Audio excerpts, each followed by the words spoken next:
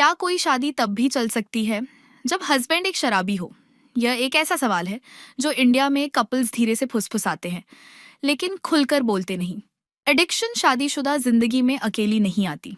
इसके साथ आता है डर, टूटा हुआ भरोसा, पैसों की टेंशन और कभी-कभी डोमेस्टिक वायलेंस भी। और जो पत्नी चुपचाप सहती रहती है, उसे तो ये पूछने में भी गिल्ट होता है, शुड आई स्टे या फिर मुझे चले जाना चाहिए। लेकिन ध्यान से सुने, कुछ भी डिसाइड करने से पहले बस एक बात याद रखिए, अल्कोहल का एडिक्शन एक बीमारी है, कोई कैरेक्टर का दोष नहीं।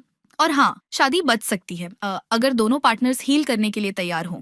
लेकिन कैसे? ध्यान से सुनिए, 3 सिंपल स्टेप्स हैं। पहला, शराब की लत को स्वीकार करें, ना इनकार ना छुपाना। दूसरा, किसी प्रोफेशनल का मदद लें, जैसे काउंसलर, नशा मुक्ति केंद्र, सपोर्ट ग्रुप आदि।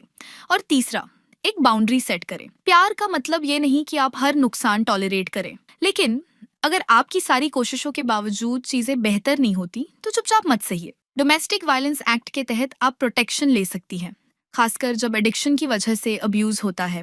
अगर आपके पास रहने खाने का कोई सोर्स नहीं है तो आप मेंटेनेंस यानी फाइनेंशियल सपोर्ट भी क्लेम कर सकती हैं। इसके अलावा एक और रास्ता है, मीडिएशन। हाँ, मीडिएशन से दोनों स्पाउसेस ट्रस्ट रीबिल्ड कर सकते हैं और रिकवरी का एक प्लान बना सकते हैं।